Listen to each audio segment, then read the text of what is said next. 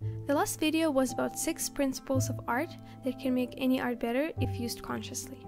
If you haven't seen it yet, I recommend watching it before this one, because in this one I will be talking about 6 instruments you can use to achieve effective use of the principles of art.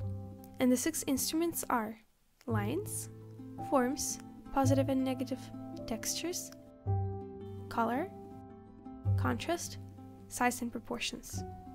Let's start with lines. When we hear line in art, we think of contour. Yes, it is a great instrument, but there are other ways to use lines. For example, cross contour. Long story short, cross contour is lines going across objects, not around. Both contour and cross contour lines can have their own character.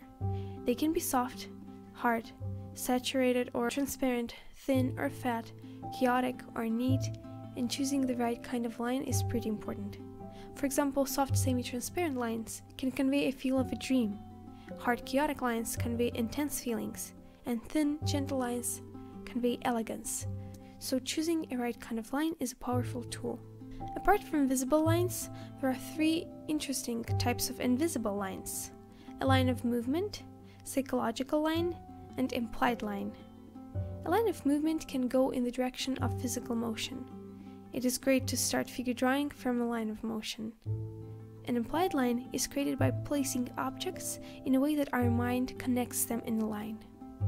A psychological line is created with objects that imply direction, for example, an arrow, a glance, or a finger pointing.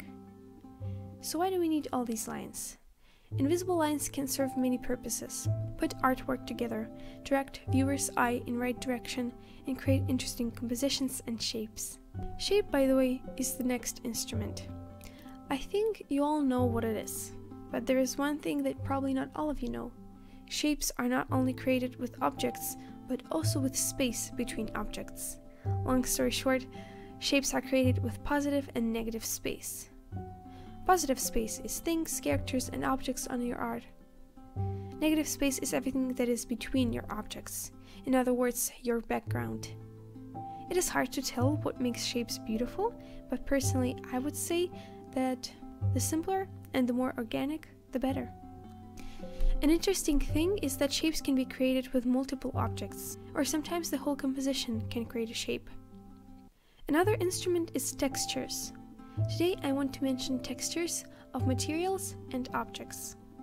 Textures of materials happen when you draw with special brushes on special canvas. When we see artwork like this, we can almost feel it without touching it, which is very good because one of the tricks that make art memorable is utilizing all 5 senses: sight, sound, smell, touch, and taste. Another texture you can create is texture of objects, for example, trees or grass that you're drawing. They're great for the same mentioned above reason.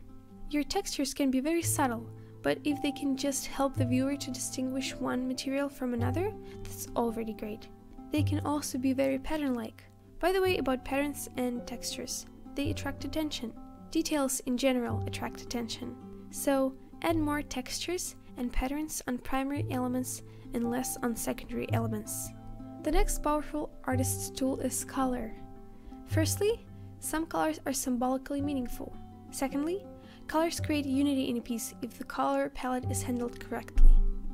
I won't talk a lot about color theory because it's a separate topic on its own, but I want to give you a piece of advice. If you need to add a new color that's not on a piece already, you can leave it like this if you need to highlight the object. Or if you don't need this element to stand out, you can make it less saturated and change it a little. Or you can change the color palette of the whole piece and add this color to other places, or add transitory colors. For example, if the colors are primarily red and blue and you need to add green, you can add turquoise in a couple places or something like it. If you just add green in one place, it will stand out. Whether it's good or bad depends on your idea. The next instrument is closely connected to color and its contrast.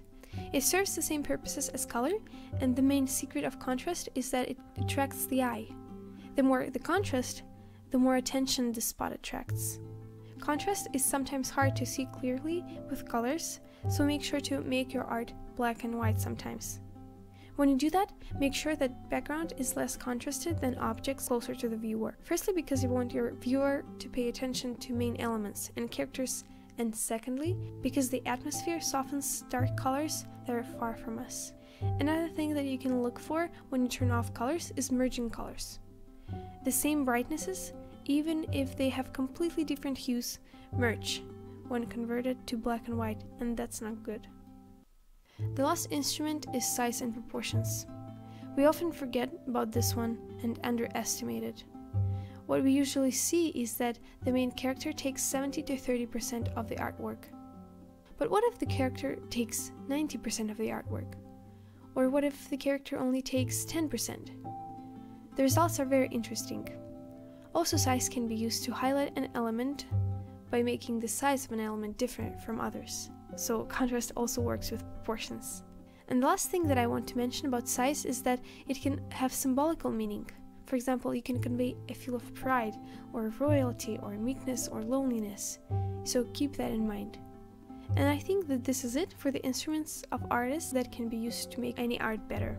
There are other tools for sure, and please let me know in the comments if you can think of any others. Also, I again invite you to watch my previous video about 6 principles of art. The 6 tools and the 6 principles that I was talking about in this video are very closely connected, and I promise that if you use them in your art, you will see improvement. So keep it in mind, keep drawing, and don't slouch.